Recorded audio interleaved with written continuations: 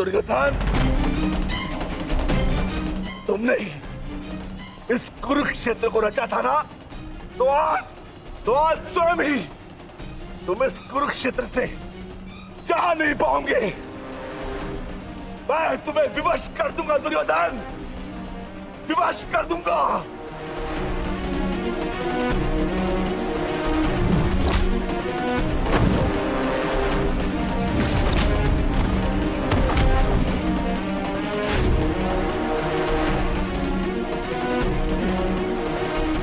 जिसने ये द्यूत सभा रची थी, वो आज वहां से जीवित नहीं जाएगा।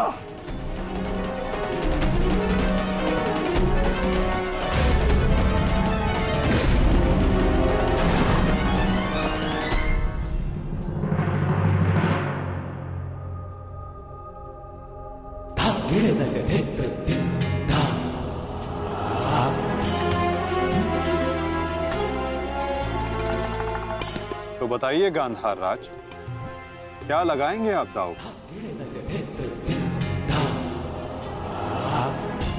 नग्न मनुष्य नहाएगा क्या और निचोड़ेगा क्या? गांधार बहुत दूर है और हस्तिनापुर इनके पास नहीं। इनके पास केवल बाकी है तो इनका शरीर और इनके वस्त्र।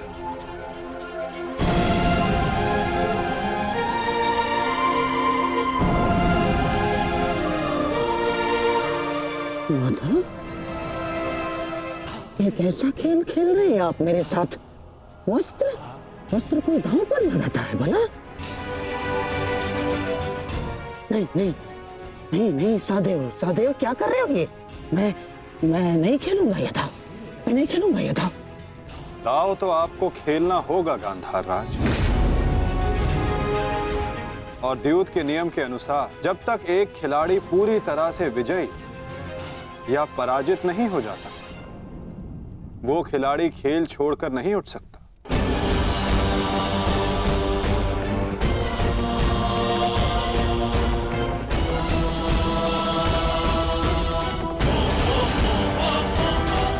सखी,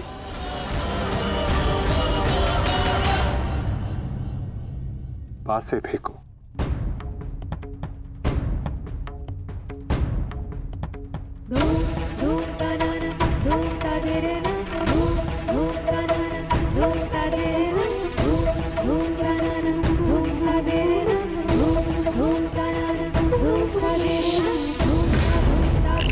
अब ये द्रौपद पुत्री पांचाली विधिवत तुम्हारी दासी हुई।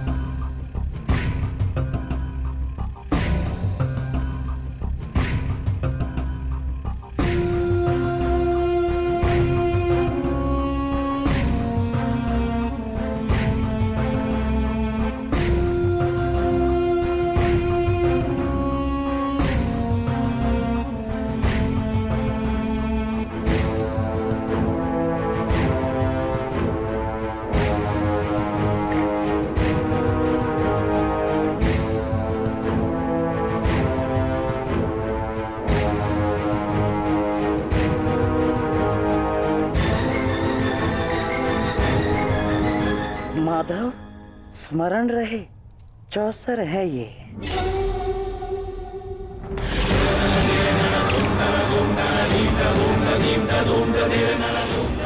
पौ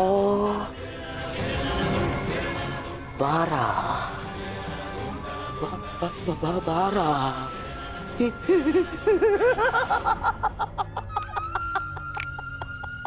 बस अब पौ 12 और विजय मेरी, माधव।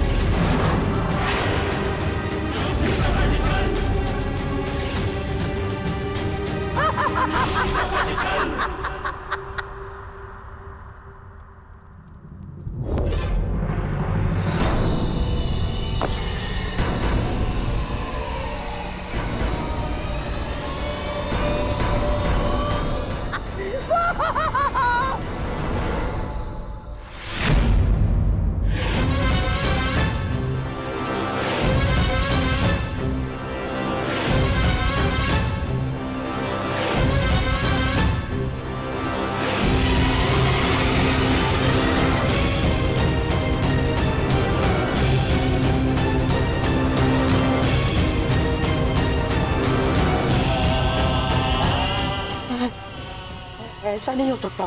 छल है ये माधव, छल है ये मायावी पासे है, छल है ये।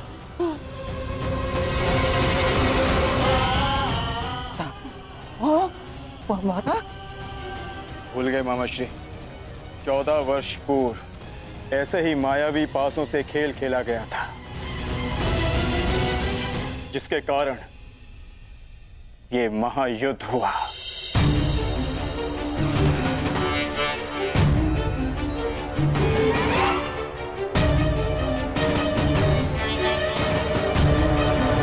वस्त्रहरण करो इस मामा का।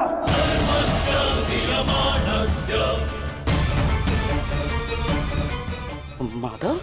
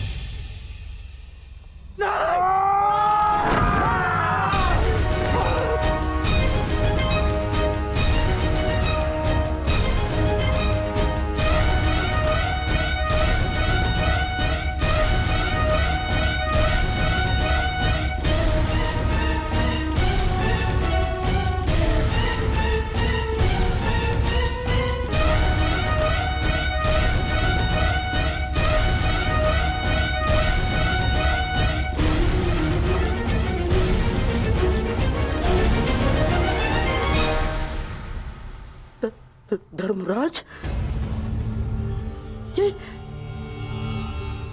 ये क्या है सब? मामा श्री, अगली चाल। अभी तो खेल प्रारंभ हुआ है गांधार राज। विराजिए।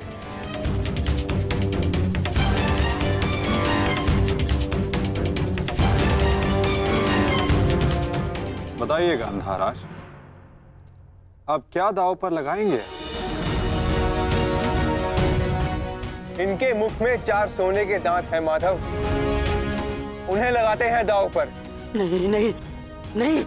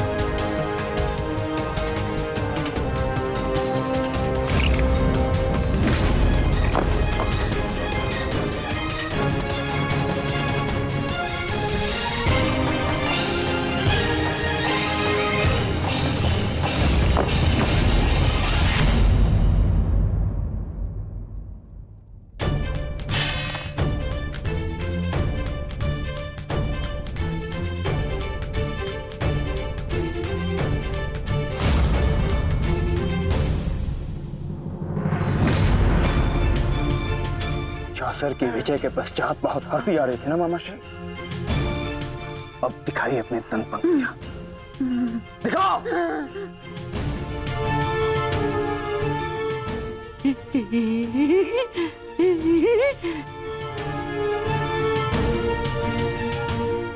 और वो क्या था? साम दाम दंड भेद, युक्ति कपट छल कुचक्र षड्यंत्र।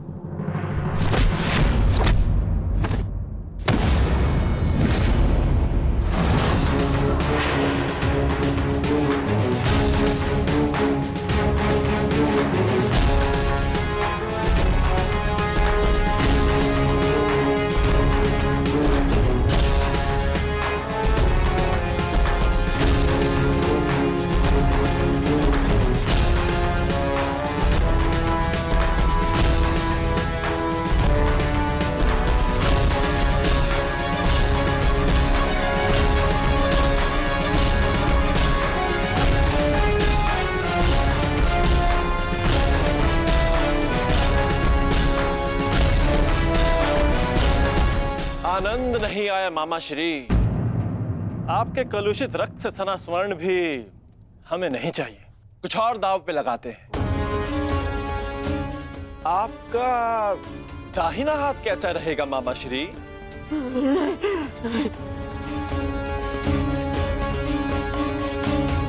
वही तो सबसे अधिक मूल्यवान है ना, उसी से तो आप पासे फेंकते हैं।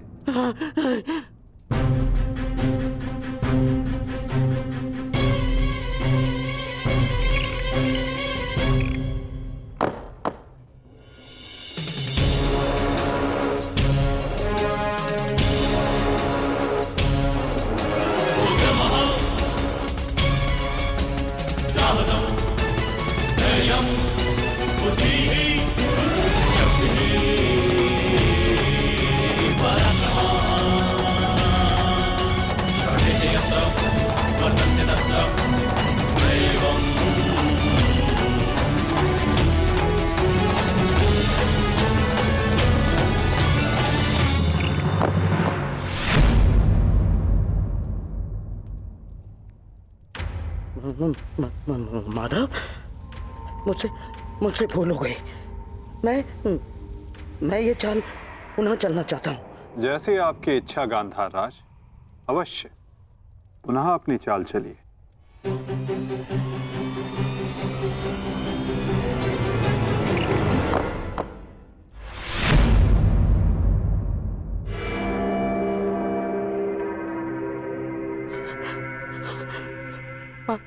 पांचाली, मुझसे भूल हो गई।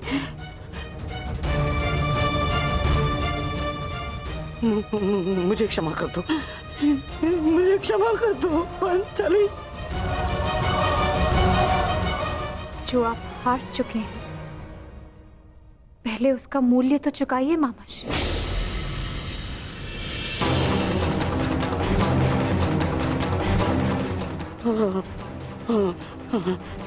नहीं,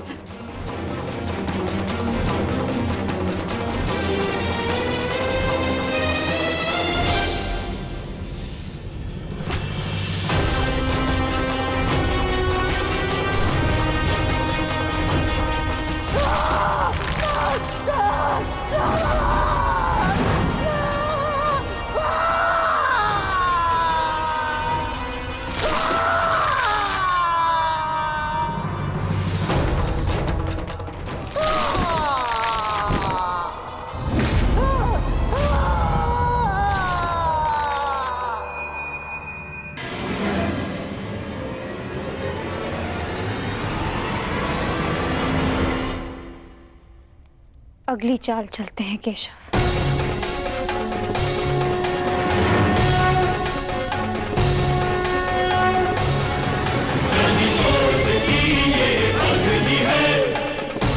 किंतु इस बार गांधार राज के पास कुछ लगाने के लिए शेष नहीं है सखी। उनका बायां हाथ माधव, वही हाथ जिससे उन्होंने अभिमन्यु की पीठ पर तलवार भोंकी थी।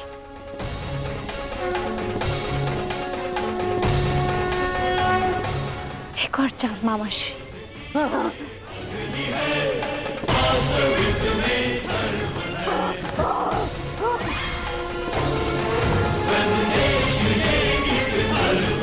पासे फेंको पांचाली।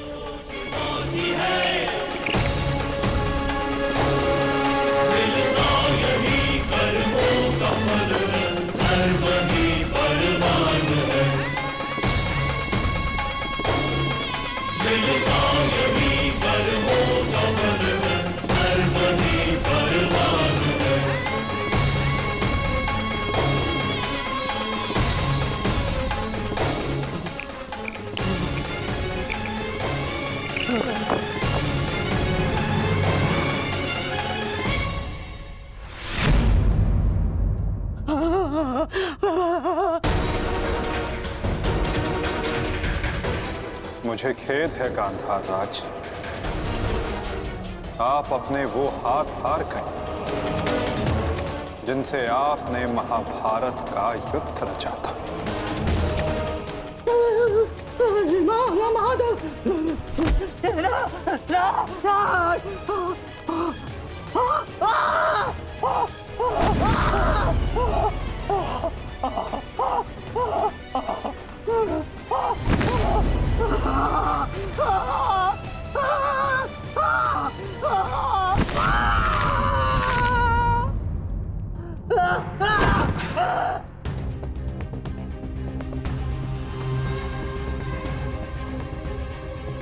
इनके हाथों का दोष कम, इनके उस मन, उस मस्तिष्क का दोष अधिक था। उस द्यूत में, उस लाक्षागृह की अग्नि में इनके मन का नाश करो पार्थ।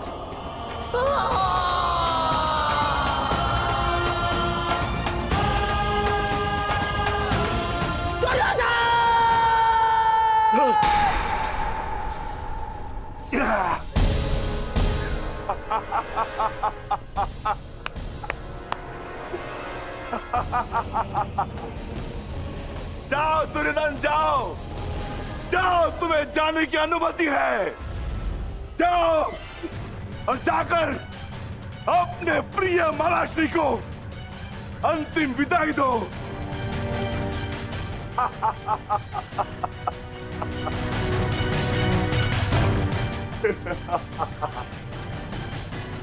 नहीं, नहीं,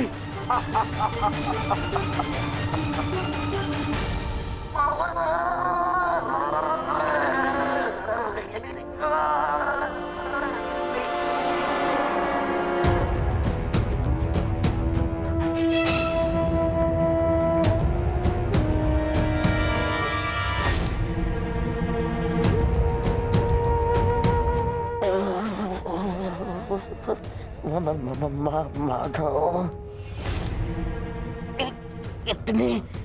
इतनी पीड़ा क्यों? मुझे इस पीड़ा से मुक्त क्यों नहीं कर देते? जो पीड़ा इतने वर्षों तक आपने पांचाली और पांडवों को दी गांधार नरेश, कदाचित उसके समक्ष आपकी ये पीड़ा कुछ भी नहीं। जो बोओगे वही काटोगे, यही नियति है।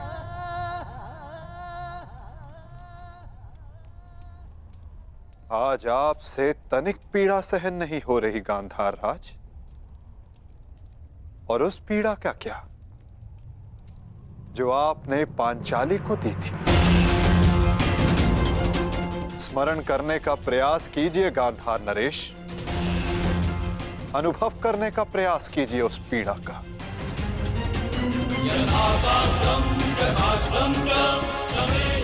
उस भरी सभा में पांचाली के वस्त्रहीन शरीर पर पुरुषों की दृष्टि कांटे बनकर चुभ रही थी।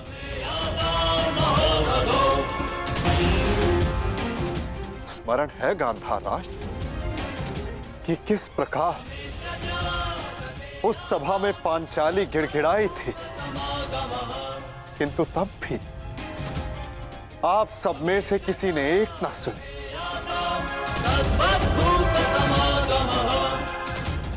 और अब आप चाहते हैं कि हम आपका निवेदन स्वीकार करें गांधार राज। आप वो अधिकार खो चुके हैं।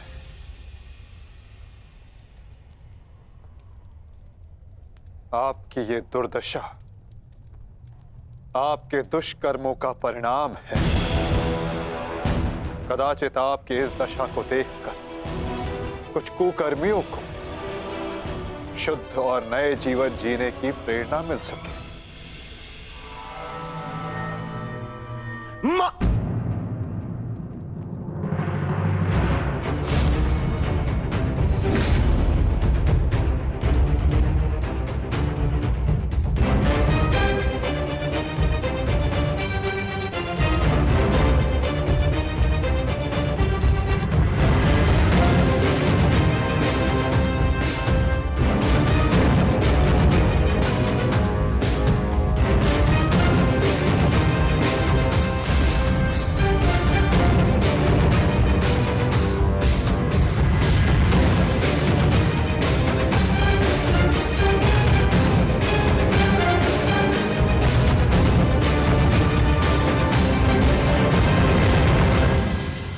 तुम्हारी प्रतीक्षा करेंगे अनुज। जाओ, जाकर मामा श्री को अंतिम विदा दे दो।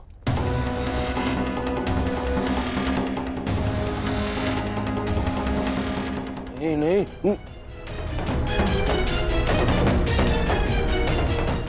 नहीं मामा नहीं।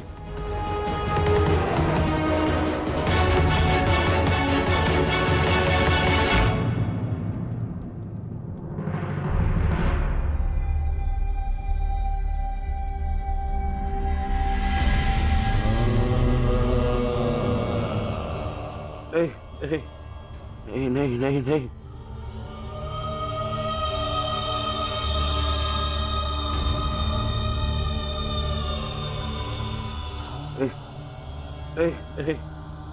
नहीं नहीं नहीं मामा, नहीं नहीं नहीं नहीं नहीं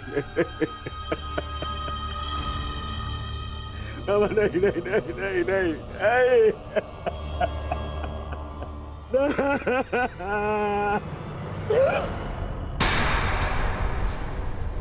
मामा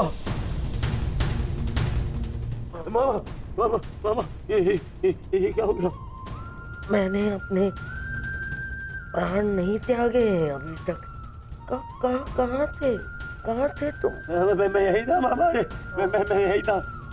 ये क्या दुर्दशा कर दिया पांडवों ने। मुझे क्षमा कर दो दुर्योधन। मेरा साथ केवल यही तक का था, परंतु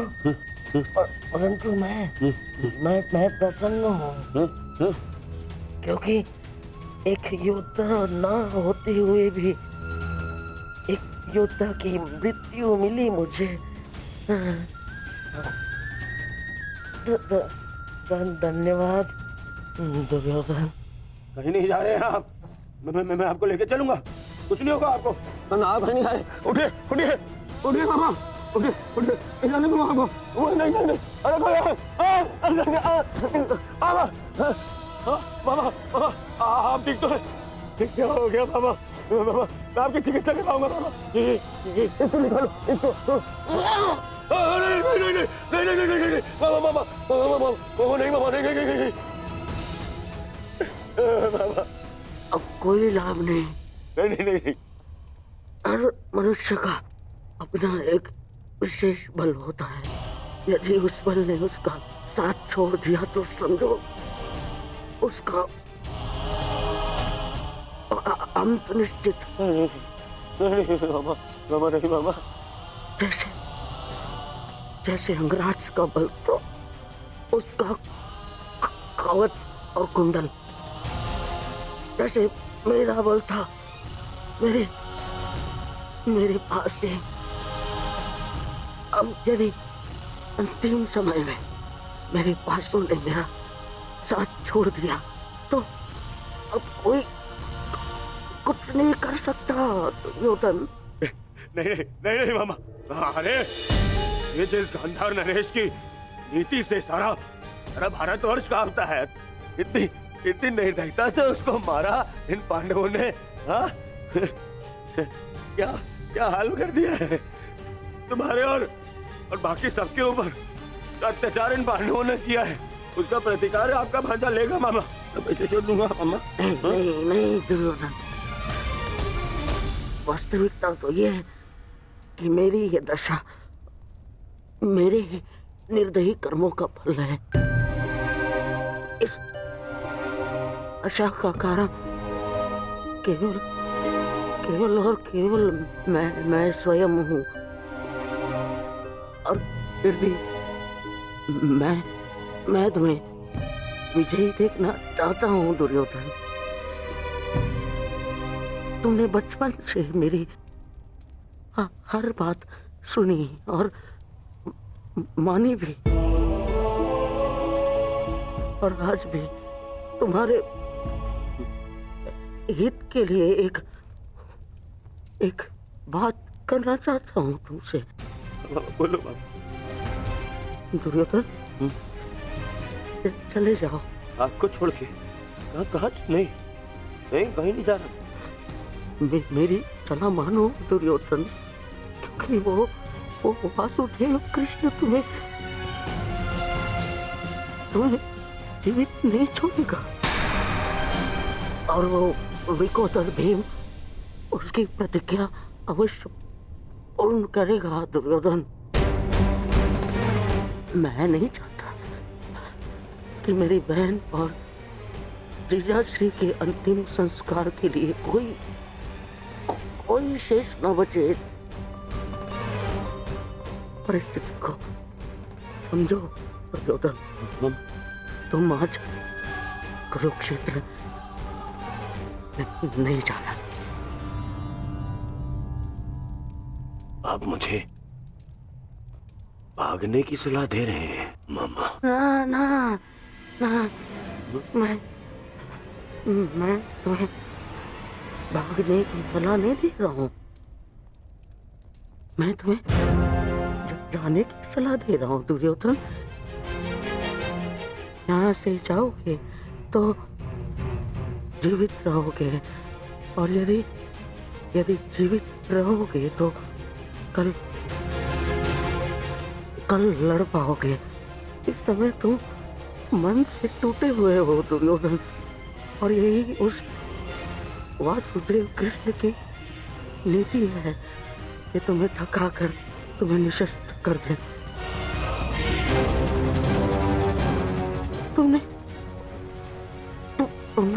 तुमने सोचा नहीं कि कैसे पांडव एक एक करके अलग तुमसे युद्ध कर रहे थे ताकि तुम थक जाओ।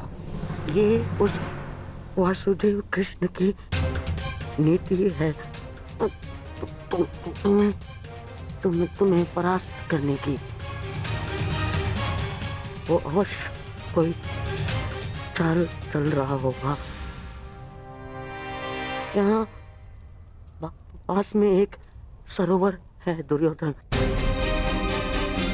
उसके तल में एक कुआं है जहाँ सरलता से छिपा जा सकता है। वहाँ जाओ, विश्राम करो और अपनी शक्ति पुनः अर्जित करो। मेरी बात मानो। तुम्हें मेरी सौगंध। सरोवर में जाओ, अपने मामा की अंतिम इच्छा का पालन करोगे ना? करोगे ना अपनी मामा की अंतिम आज्ञा का पालन? हाँ मामा, मैं आपकी अंतिम इच्छा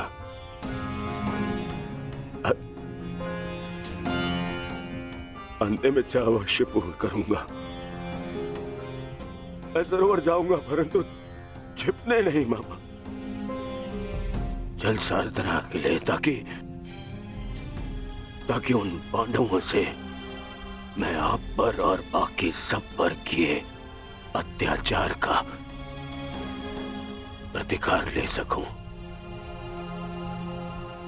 मामा, मैं इस युद्ध को समाप्त अवश्य करूंगा। आपका ये भांजा इस युद्ध को समाप्त करेगा। प्रसन्न रहो।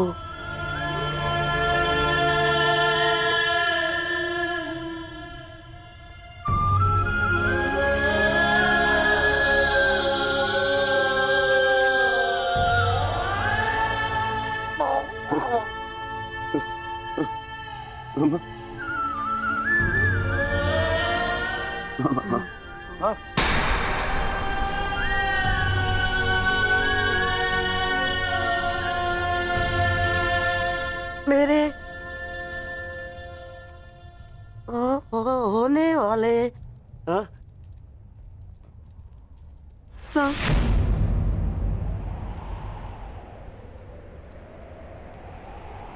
सम्राट, मामा, मेरे होने वाले सम्राट पूरा तो बोलो। मामा,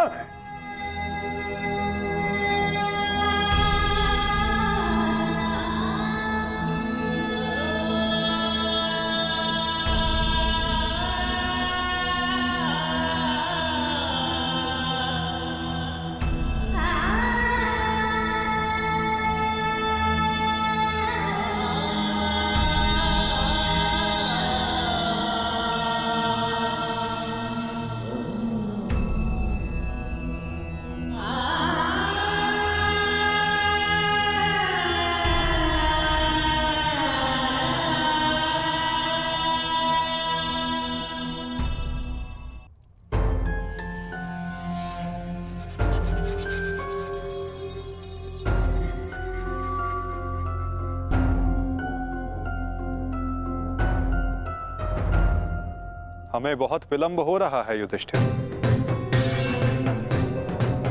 दुर्योधन को गए बहुत समय हो गया है। अब दुर्योधन को बाहर बुलाने का समय आ गया है। प्रतीत होता है कि अपने अंत से डर के भाग गया है वो कायर। इसका अर्थ युद्ध समाप्त हुआ। परंतु ज्येष्ठ, मेरी प्रतिज्ञा तो पूर्ण होना भी शेष है।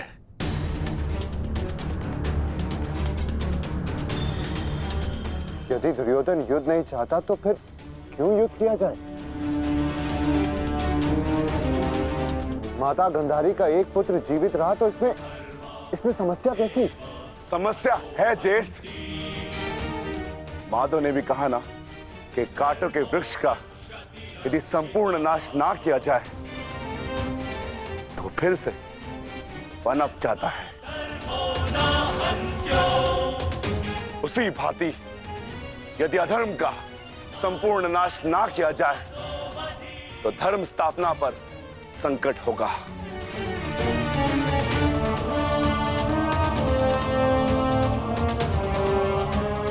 आपको हो क्या गया ज्येष्ठ? हमारे साथ हुए अन्याय को इतना शीघ्र मत भूलिए। क्या आप भूल गए पांचाली के अपमान को? क्या आप भूल गए हम सब की प्रतिज्ञाएं?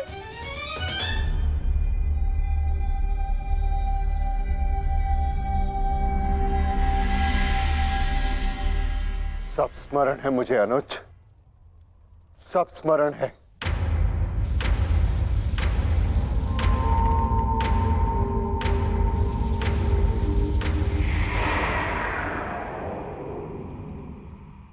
परंतु मुझे तुम्हारी चिंता है।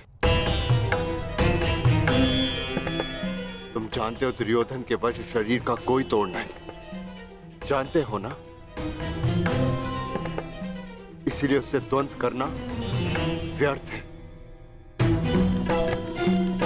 माता गांधारी के वरदान ने उसे अजय बना दिया है।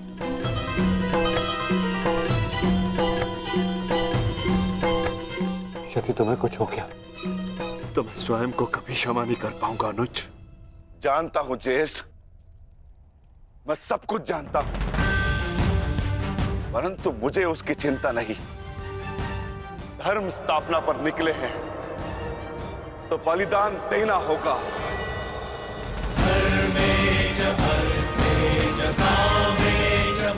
यदि उसके लिए मेरे प्राण क्यों न चले जाए, परंतु मैं प्रयास करना नहीं छोड़ सकता। परंतु दुर्योधन का वध करोगे कैसे? शेषगढ़ ने माता कुंती को वचन दिया था कि उनके 5 पुत्र जीवित रहेंगे। क्या तुम उनके वचन को झूठा हो जाने दोगे? हाँ?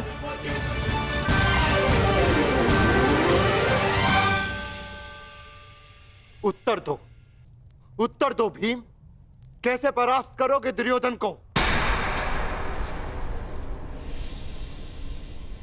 जोड़ पर से प्रत्येक वस्तु दुर्बल होती है धर्मराज। दुर्योधन की जंघा और उसकी कमर का जोड़ अभी भी मानविक है।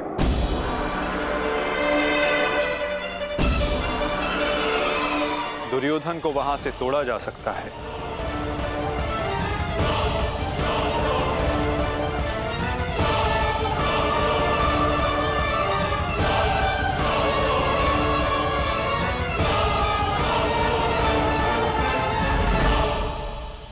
परंतु यह अधर्म होगा माधव।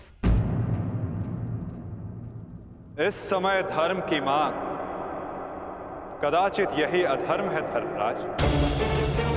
दुर्योधन का अंत धर्म की मांग है।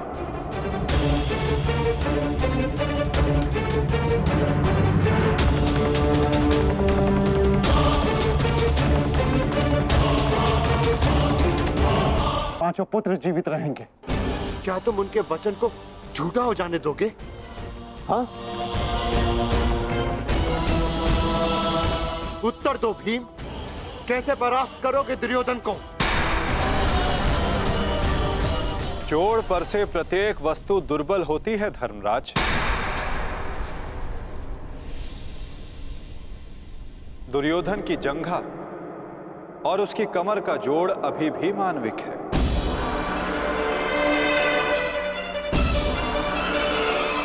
दुर्योधन को वहां से तोड़ा जा सकता है।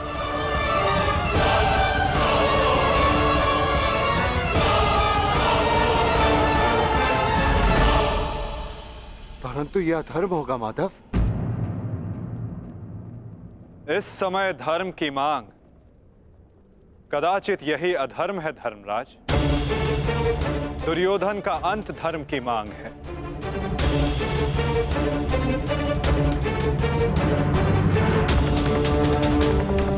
परंतु माधव, युद्ध के लिए दुर्योधन का प्रस्तुत होना भी आवश्यक है।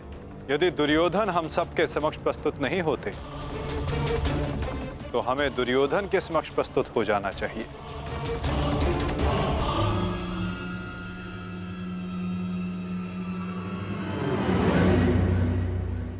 शिविर के भीतर जाने का समय आ गया है।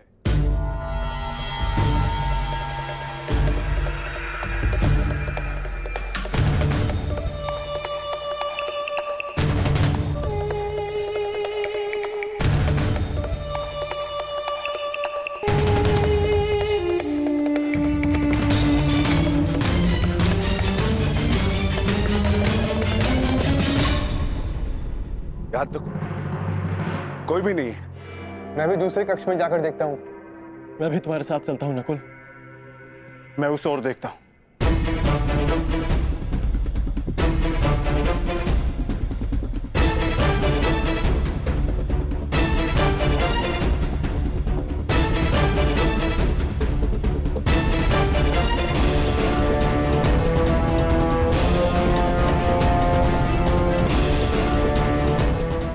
माधव, दुर्योधन कहीं नहीं मिला। अब हम क्या करें? रक्त और पाप अपने चिन्ह छोड़ ही जाते हैं पार्थ। और यदि रक्त एक पापी का हो तो वो कभी नहीं छिपते।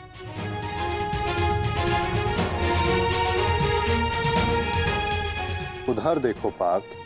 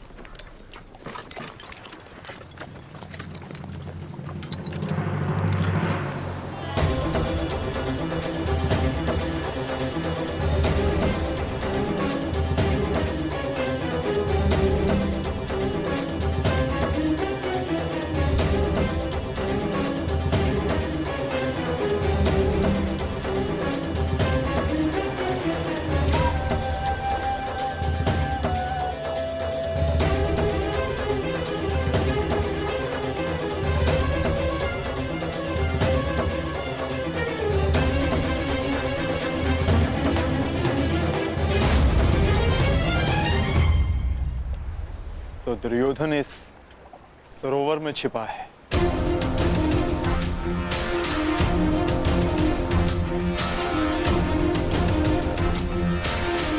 आवाहन दो विकोदर।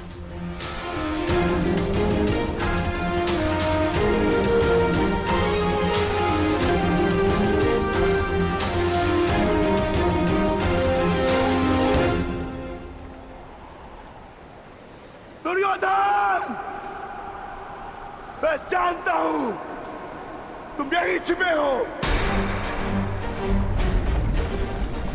बाहर निकलो कायर और युद्ध करो मुझसे। सुन रहे हो ना कायर? सामने आओ। क्या इस प्रकार मेरा सामना करोगे? बाहर निकलो और बंद करो मुझसे।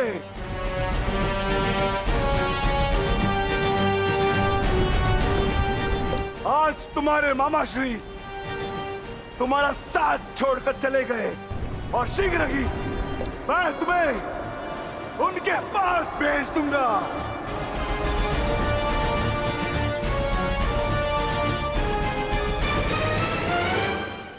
अरे वज्र का शरीर लेकर भी भयभीत हो दुर्योधन।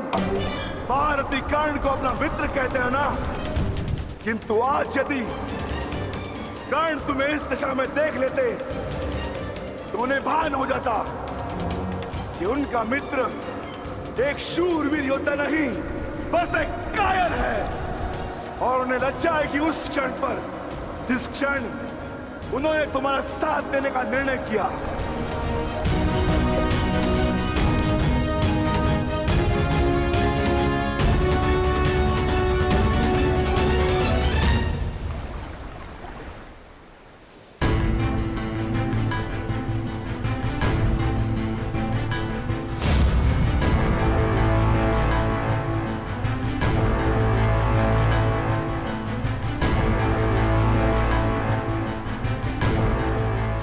विकोदर,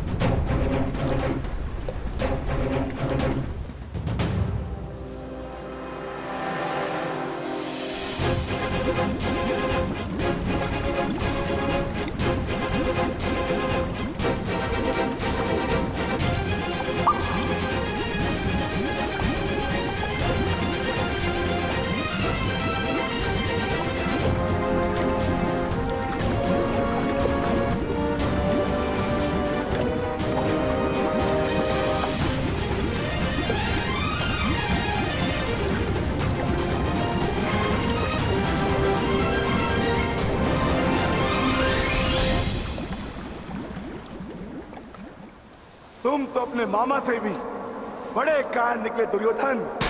विश्वास नहीं होता कि तुम वही दुर्योधन हो जिसे ज्येष्ठ कर्ण हस्तिनापुर का महाराज बनाना चाहते थे। मेरा चयन बिल्कुल ठीक था। दुर्योधन तुमसे बेहतर राजा होगा।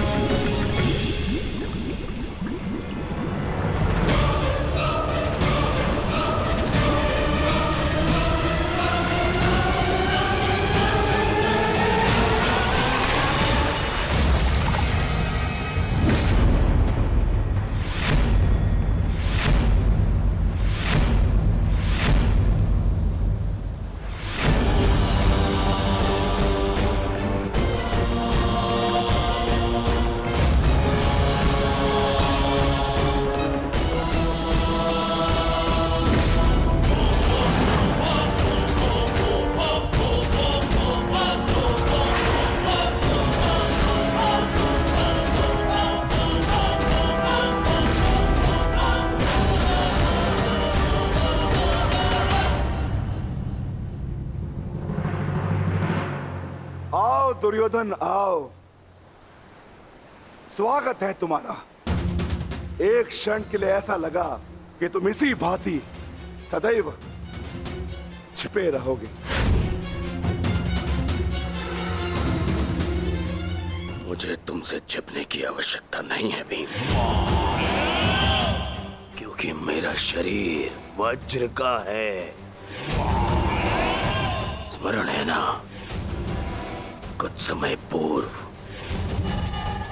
क्या दुर्दशा की थी मैंने तुम्हारी? स्मरण है?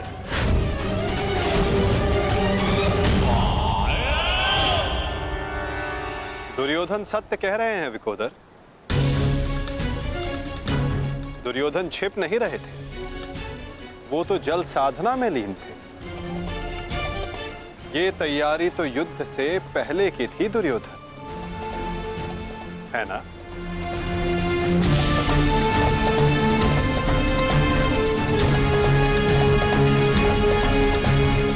अद्भुत।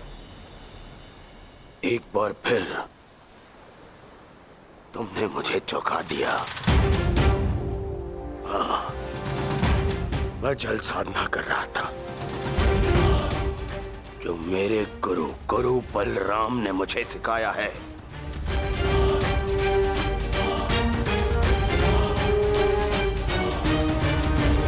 आशा करता हूं कि मुझे विलंब ना हुआ हो।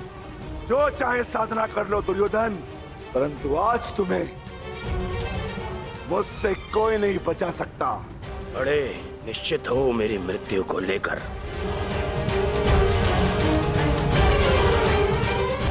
आज क्या कोई नया छल लाए हो मेरे लिए? हाँ, कोई छल नहीं होगा, युद्ध करो। उन्हें सोचा नहीं कि कैसे पांडव एक एक करके तुमसे युद्ध कर रहे थे। यही उस वासुदेव कृष्ण की नीति है कि तुम्हें थकाकर तुम्हें निशस्त्र कर दे। ठीक है, युद्ध होगा, परंतु एक बार में एक ही से होगा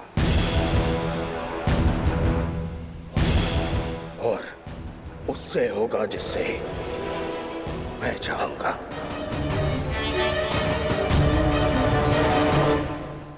स्वीकार है।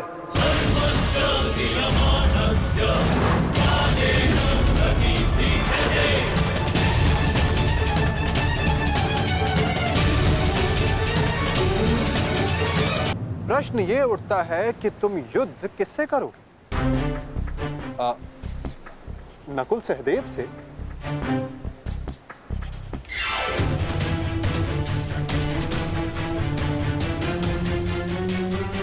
हाँ, उचित है। नकुल तुमसे दुर्बल है तो उसको परास्त करना तुम्हारे लिए सरल होगा, और सहदेव ने तो तुम्हारे मामा श्री का वध करके अपनी प्रतिज्ञा पूर्ण की है ना? किंतु ये चुनाव करने से पूर्व एक बात सदा स्मरण रखना दुर्योधन, कि नकुल सहदेव का एक प्रहार तुम्हारे 100 प्रहारों से अधिक स्मरणीय होगा,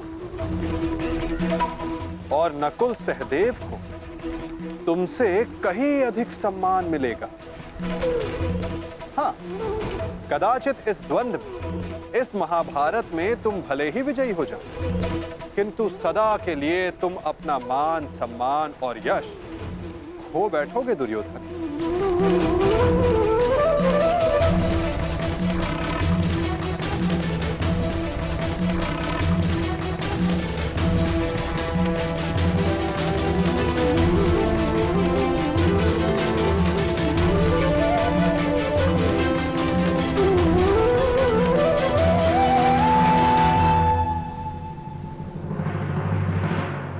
या तुम अर्जुन का चुनाव करोगे, जिसने तुम्हारे मित्र का वध किया, किंतु फिर प्रश्न ये उठता है कि तुम धनुर्युद्ध चुनते हो या गदा युद्ध। यदि तुमने धनुर्युद्ध चुना तो तुम अर्जुन के समक्ष क्षण भर के लिए नहीं टिक पाओगे।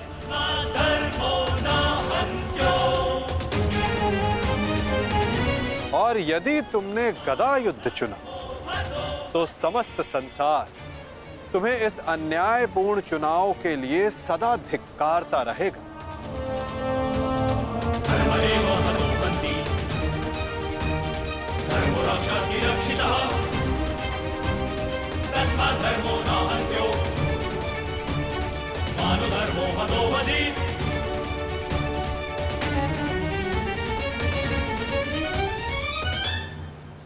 हाँ, युधिष्ठिर को द्वंद्व के लिए ललकारना ये अवश्य बुद्धिमानी हो, क्योंकि यदि राजा को मारोगे तो सेना तो स्वयं परास्त हो जाएगी। किंतु ये बात स्मरण रखना दुर्योधन, यदि तुमने ऐसा किया तो समस्त संसार तुम्हें उस कायर की भांति स्मरण करेगा जिसने स्वयं से निर्बल को परास्त करने का विकल्प चुना। चुनाव तुम्हारा है दुर्योधन।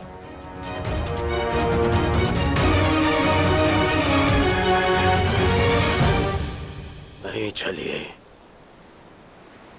ये फिर तुम्हारा कोई छल है। मेरा चुनाव केवल वो होगा जिसकी मृत्यु मेरे 99 भाइयों के लिए श्रद्धांजलि होगी। परिणाम चाहे जो भी हो, दुर्योधन केवल एक महान योद्धा के रूप में जाना और पहचाना जाएगा।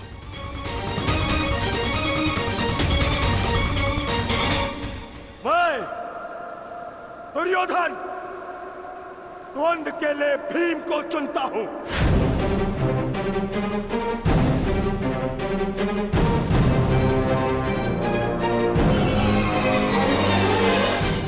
और इसे मारने के पश्चात मैं एक एक करके बाकी चारों भाइयों को मारूंगा। ये मेरा वचन है।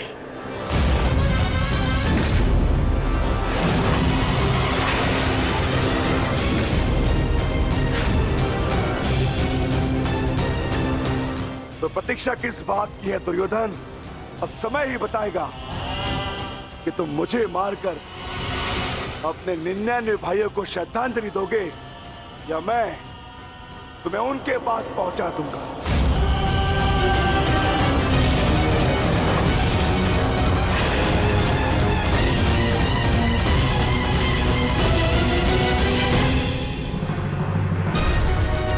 हर हर महादेव।